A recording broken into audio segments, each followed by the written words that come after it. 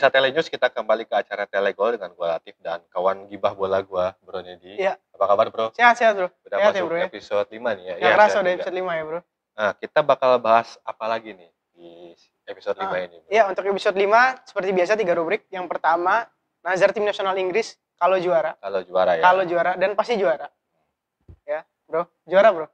Juara Yang di kedua hati. itu ada pemain-pemain yang unjuk gigi nih di sepanjang Euro kali ini dan dilirik tim-tim besar gitu. Terus Yang terakhir ketiga adalah kiper tim nasional Spanyol yang belum pernah menang-menang sampai sekarang. baru imbang 2 Dua kali kali, ya. ya. Oke, sebelum kita lanjut ke bahasan kita yang menarik ini, sebelumnya kita lihat yang satu dulu ya.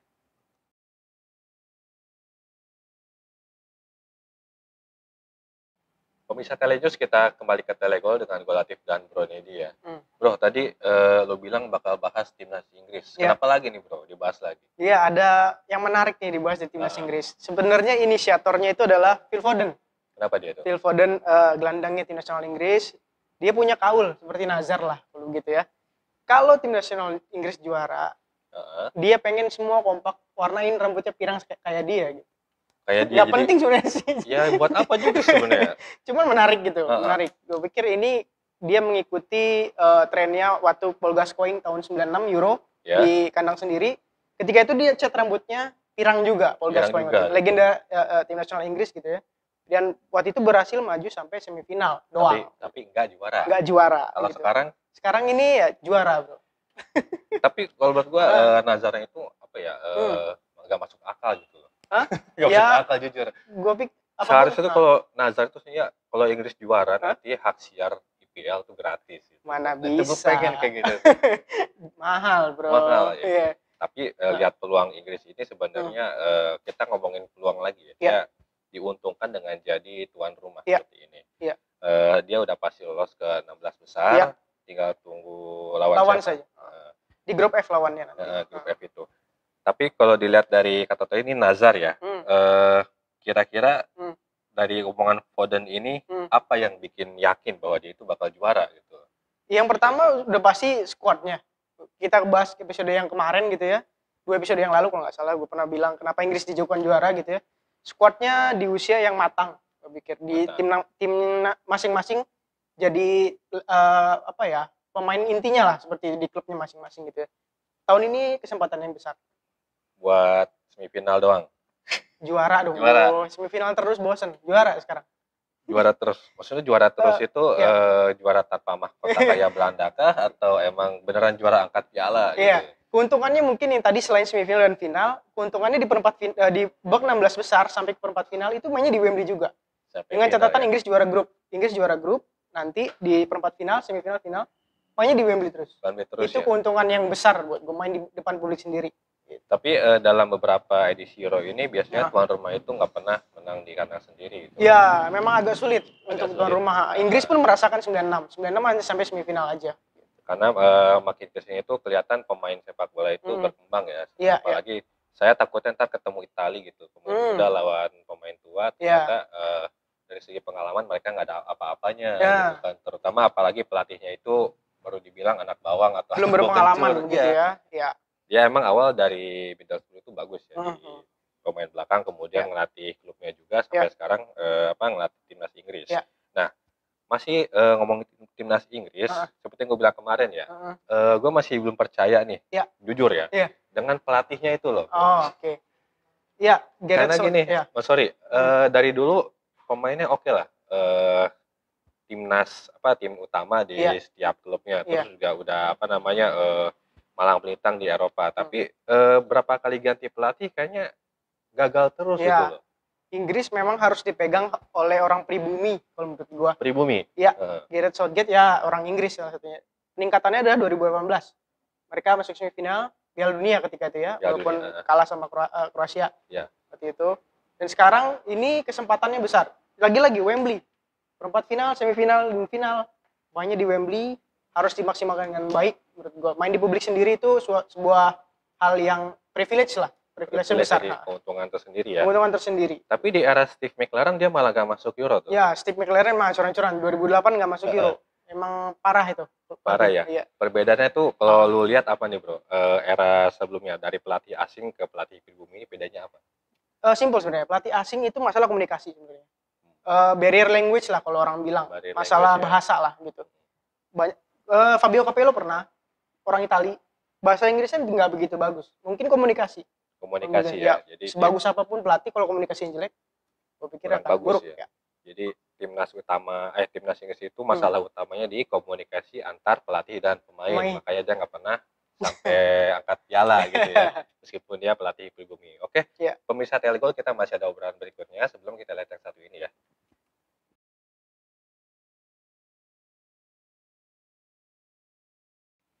Oke, pemirsa Telenews, kita kembali ke acara Telegol dengan gue Latif dan Bro Nedi ya. Bro, tadi kita udah bahas masalah timnas Inggris nih yang katanya digadang-gadang bakal juara, kalau kata lu juara ya. Sekarang kita ke topik kedua tentang pemain dari masing-masing negara nih yang sekiranya bakalan laku keras. Dulu 2008 ada Andreas Xavi, terus 2012 kita ada Moutinho ya dari Portugal, terus ada Renato Sanchez dari Spanyol ya kalau salah. Portugal. Portugal. 2016 lalu ya. Di sini ada satu pemain, Domenico Berardi dari Italia. Iya, betul. Padahal di klubnya itu dia bukan dari Juventus, Milan atau Inter, dari Sassuolo gitu. Mediocre. Itu bisa kenapa bisa dimasukin sebagai prediksi pemain yang bakal keras gitu loh. Domenico Berardi memang konsisten penampilannya musim lalu sama Sassuolo gitu ya. Bawa Sassuolo 8 besar 2 musim beruntun gitu. Yang kedua di turnamen kali ini dia masuk tim inti gitu, menggeser kayak Nicolo Zaniolo, Sandro Tonali, bahkan nggak dipanggil pemain-pemain itu. Lu lihat kontribusinya lawan Turki, semua golnya inisiatornya dari Domenico Berardi. Dari 3 gol itu ya lawan Turki itu. Asisnya lumayan, terus jadi masih 26 tahun. Masih 26 tahun, ya. Kalau statistik di sini dia cetak 17 gol dan 8 asis dari 30 penampilan buat Sassuolo di Serie A. Itu jadi timbang utama si Mancini buat manggil si Domenico Berardi. Nah, terus ada juga Denzel Dumfries dari Belanda nih. Dia padahal pemain belakang ya, tapi udah pemain belakang udah bikin berapa? 2 gol ya? 2 gol.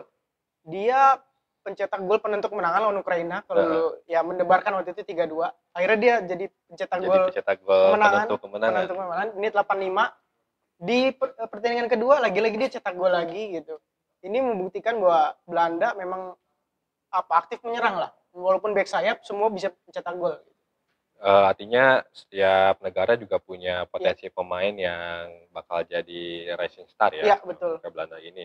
Kalau Belanda sih nggak pernah habis sih kayaknya. Betul. Tiap ajang kayaknya ada aja. Akademinya jalan kalau Belanda. Akademinya jalan ya. Itu mungkin bagusnya di situ ya.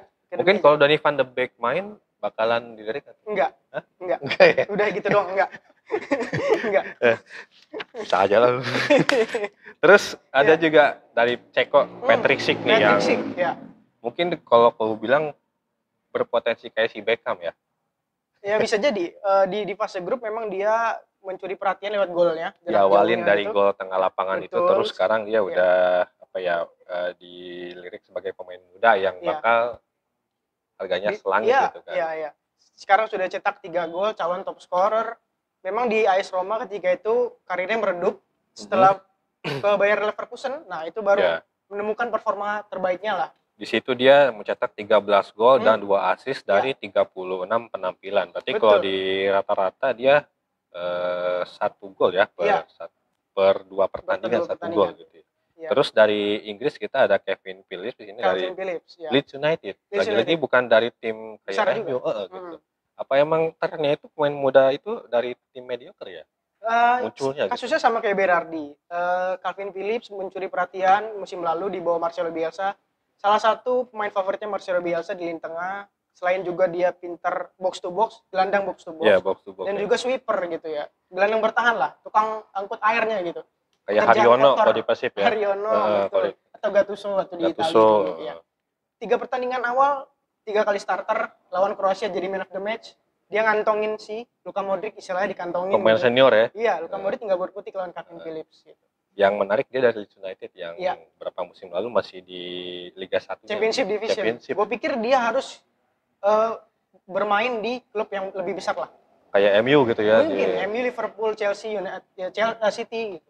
Tapi kok kayak MU nggak bakalan kepake lagi, udah banyak pemain bagusnya juga. Nggak tahu juga sih, ya. Terus ada Manuel Locatelli yang tadi disebutin ya. Iya. Kalau gue Berardi. Kalau gue bilang Euro ini kayak pasar kambing kali ya sekarang itu. Iya, jadi orang ngelihat pemain mudanya yang bagus yang mana, ntar harga tinggi diambil. Ya, setiap turnamen besar itu ajang jualan, bro. Ajang jualan ya.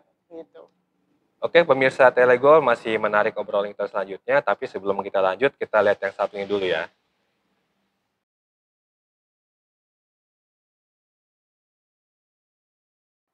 Pemirsa Telenews, kita kembali ke Telegol dengan Go Latif dan Bro Nedi ya. Bro, sebelum kita lanjut nih, kita ada di mana sekarang, Bro? Kita mau ucapin terima kasih ke Janjian Cafe yang udah nyediain tempat buat kita hari ini. Tempatnya cozy, nyaman, jadi kita ngomong bisa lepas ya, bisa bebas ngobrolin sepak bola Euro ini.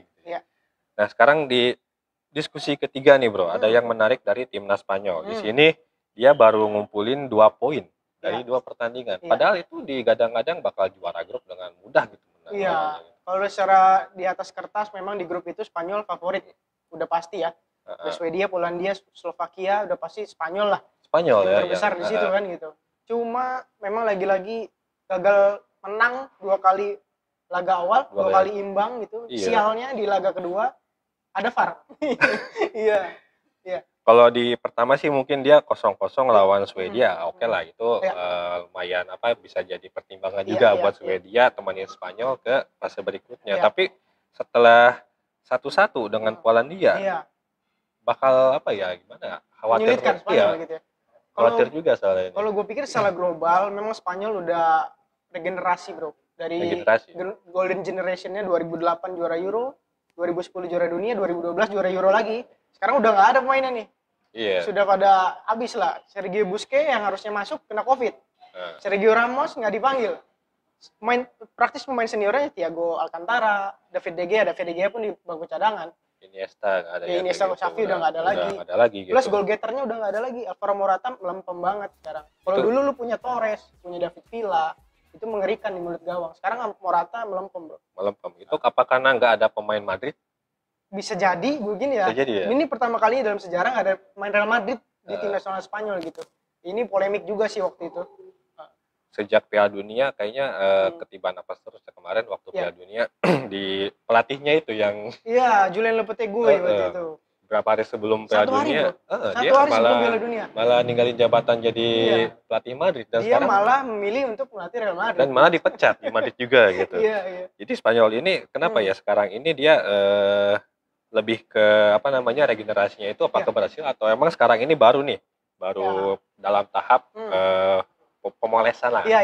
Mungkin kelihatannya berapa tahun berikutnya atau gimana tuh? Gue bilang tadi ya secara global tadi Golden Generation udah habis dan sekarang ini gue pikir pemain-pemain mudanya yang lagi naik daun kayak Saul, kayak Koke gitu ya, kayak Oyarzabal dan lain-lain sekarang di bawah Enrique mungkin Piala Dunia tahun depan bisa jadi mereka berbicara banyak lah.